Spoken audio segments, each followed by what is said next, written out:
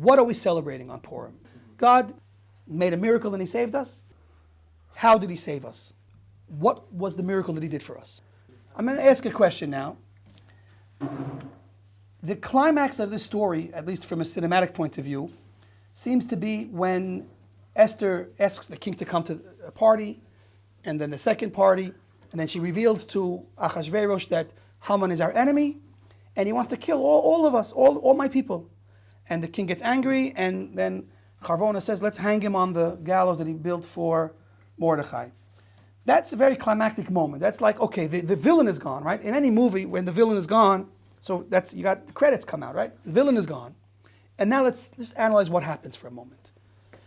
So now Esther tells Achashverosh exactly who Mordechai was. I'm sure she left out the part that he was her husband, but she says, this is Mordechai, my uncle, and now he brings Mordechai in, and they come up with a solution. But before the solution of Achashverosh is presented, Esther begs. She falls, I guess, to the ground, and she begs, please, please, if you love me, I'm your queen, just take back the evil decree that my people should be annihilated. Please, you're the king, do this once, save my people.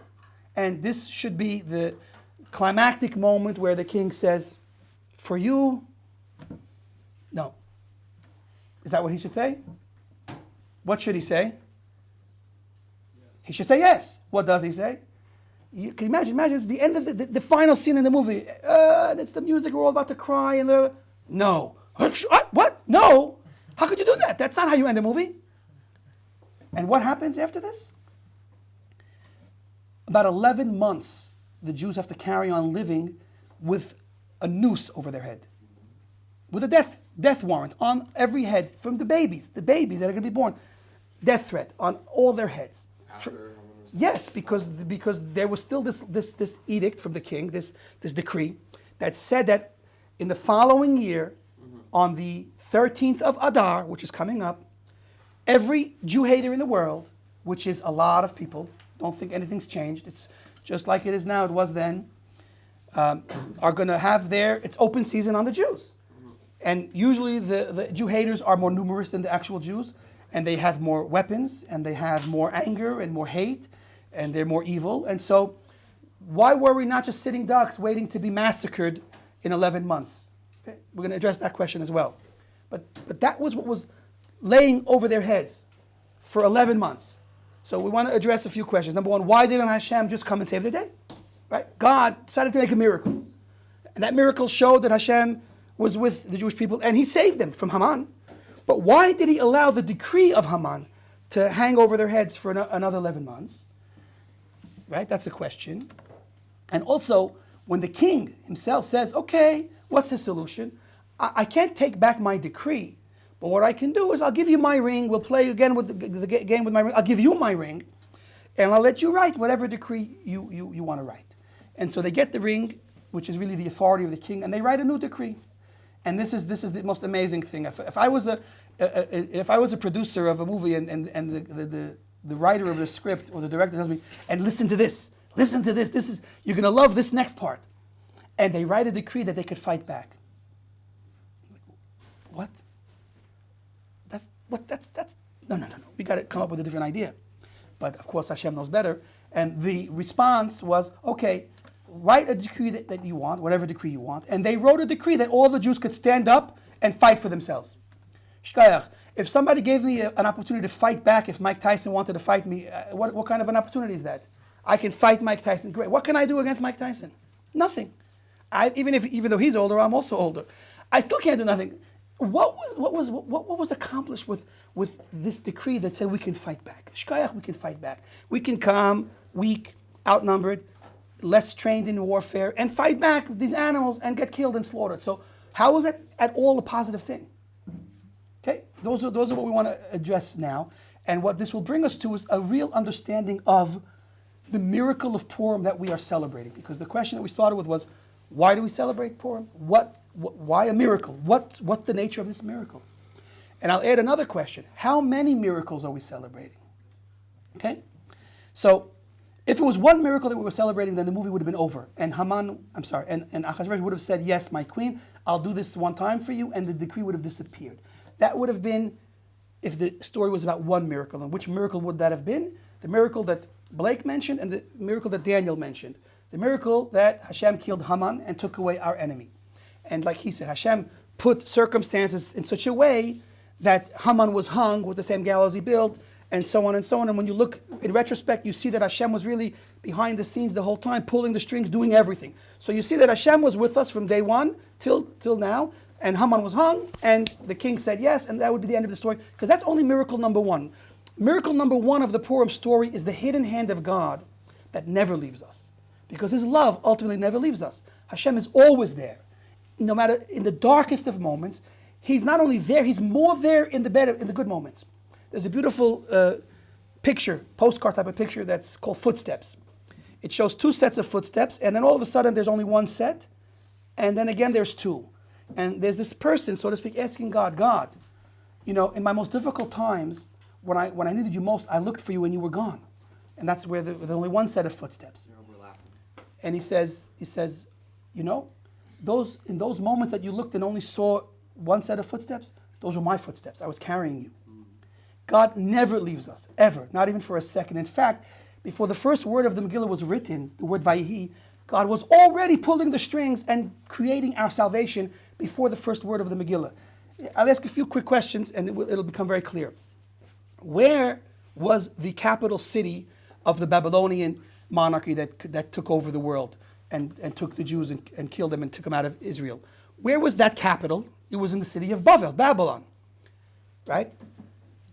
Ahasuerus took over that kingdom, and his capital city and his palace and his throne was in Bavel. What happened? He decided that he wants a throne identical to the throne of King Solomon, because he had this unbelievable throne and he wanted a throne. Because for him, being a king wasn't about really being a king, it was about having that throne. So he wanted the throne. So he went to the expert throne makers in the entire world. Where were the greatest throne makers in the entire world located? Happens to be Shushan. They were like if you want your custom-made Rolls Royce, you got to go to, I guess, England somewhere. So if you want your custom-made King Solomon throne, you got to go to Shushan and have them build it for you. Now, everyone happened to make a big mistake, you'll see in a second. So they built him this throne. And now they had this, throne that weighed I don't even know how much. In those days, it was impossible to ship it. They didn't have Amazon, ship. You couldn't get it shipped overnight in a day. This 10-ton thing. So what did they do with it? It was too big to ship. Now, what was the mistake that all these geniuses made? They didn't realize once it's built, you can't move it. And that should be something that they shouldn't have made. And here we see an expression how God makes the wise ignorant and stupid, because He took that idea out of their heads so they would mistakenly build it in Shushan. Why? Because he knew that the king Ahasuerus wants that throne so badly. What's he going to do? So what did Ahasuerus do? Ahasuerus said, it's time to move our capital city. We'll move our kingdom. We'll move our palace and the throne to Shushan. So imagine, usually you bring the throne to the king. You don't bring the king to the throne. And here, Ahasuerus went and moved his entire capital city and the palace and his throne to Shushan. Why? Why did he move it to Shushan? Because that's where Mordechai and Esther lived. So before the first word, Vayihi, Hashem already brought the king of the world to Shushan to face Mordechai and Esther. And of course, in that showdown, Mordechai and Esther won. So that's Hashem and His love, that it never escapes us. So even within the decree, when Hashem, because of the midah of din, His din, the justice and judgment of Hashem said that the Jews deserve to be annihilated. Everyone, from baby to grandpa. Everyone will be wiped out. In that decree, when that decree was written, it was written with the intent that I'm already going to bring the salvation. I'm already going to bring the remedy to this problem before the problem. And before the first word, Vayihi, Hashem is pulling the strings. And so that reality that Hashem was pulling the strings from the first letter of the Megillah only becomes apparent to us, the people living in the story, the Jewish people, when Haman is hung. Because when Haman is hung, there's a revelation there. There's this miracle, this banner that screams, I am here. Hashem says, I am here. And we realize, wait a minute, how'd you get here? You were gone until now. Where'd you get here? How'd you get here? The answer is look back. When you look back at the story, so then you see that God was here now, and He was here one step before when the king happened to be awake in the middle of the night asking to read the Chronicles, and the page kept on falling on the page of Mordechai's story because that's what had to be read. and so on, back to killing Vashti, and back to even being in Shushan on a ridiculous throne that he had to have. So it's Hashem pulling the strings from day one. But that's only realized when we see the end. And so when we look back at the story, that's miracle number one. That Hashem never leaves us, Hashem never stops loving us, and Hashem is always taking care of us. And when we think it's hard to move forward, it's because He's doing all the work, not because we're doing all the work. Okay, that's lesson number one. That's miracle number one. What's miracle number two? Miracle number two is that Hashem did not save us when Haman was killed, but instead He forced us to face our enemies in a physical battle, a physical war, a one-day war against all the Jew haters in the world. Why did He force us to do that? Why? Why didn't He just get rid of the problem? And the other question, what was the gain in Mordechai writing a decree that we could fight back? So what? If I let a child fight some animal, some man that's twice the size, twice the strength, so how am I helping the child? So I think there's a few answers that we want to touch on. So one of the ideas is this. God is the source of what's happening to us in the Purim story, meaning He's the one who came up with this decree. He is the one who empowered Haman to write the decree. The decree really, Haman was just a tool. Haman was God acting through Haman and Achashverosh to write the decree. But what was the purpose of the decree? The decree was only meant to wake us up. It was only a reminder, you guys are sleeping, you guys are lost. I'm giving you a reminder, a wake-up call. It wasn't a real decree to kill us. It was only a decree to wake us up. And since the initial decree never really carried the strength to actually kill us, so it was really an empty decree. So in the deeper reality, the divine reality that's happening right now is our lives were never really in danger. What was the point?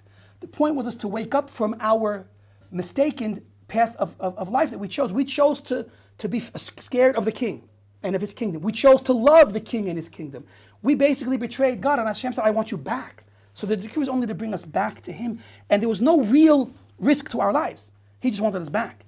So what happened? That's the 11 months. We had 11 months to reprogram ourselves, to change who we were, to change ourselves from the assimilated, scared Jew of the world he faces to an empowered Jew full of faith and trust and loyalty and devotion to Hashem. And after 11 months of this boot camp training, we reached the point where we merited that the divine will came through us. When I picked up a sword in that fight, even though I was weak and outnumbered, when I picked up a sword, I was picking up a sword with Hashem. And we all together brought down this divine protection and this divine providence that was miraculous. And the biggest part of this miracle that it came through me. It wasn't a fireball that came from heaven. It wasn't the splitting of the sea. It was me.